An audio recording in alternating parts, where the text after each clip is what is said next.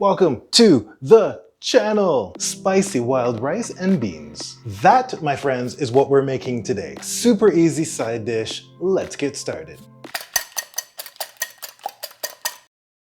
This recipe produces 3 to 4 servings. One serving is 362 calories, 6.2 grams of fat, 19 grams of protein, and 60 grams of carbs. All right, so while everything is happening on the stove, it's just gonna be you and me. We're just talking here. We're just having a conversation. First thing you want to do is to put on a pot of boiling water, 2.5 cups or 600 milliliters, and 1 vegetable bouillon. You know, those little cubes of broth? When that comes to a boil, you're gonna add in 1 cup or 200 grams of wild rice. Then you're gonna add in 1 teaspoon of ground paprika, or paprika, I don't know how you say it, and 1 tablespoon of Sriracha sauce. This, I promise, is the longest part of the recipe. You're going to set that on a medium-low heat for about 45 minutes, and then just wait. I mean, you could check on it periodically, but you don't actually have to.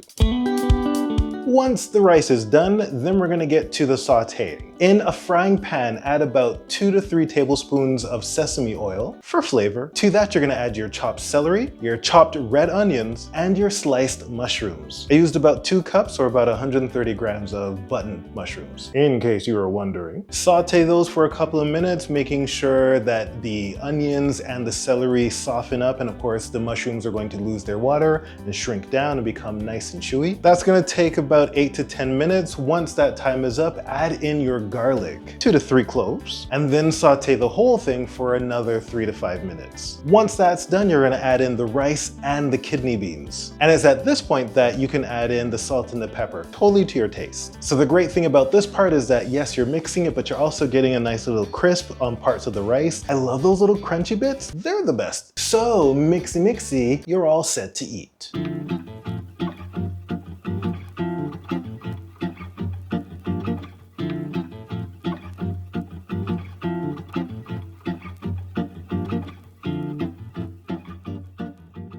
Easy to make, spicy, and a fantastic side dish. Or you can just eat it on its own. I think you will be very upset if you don't give this recipe a shot. So when you do, make sure to let me know in the comments below.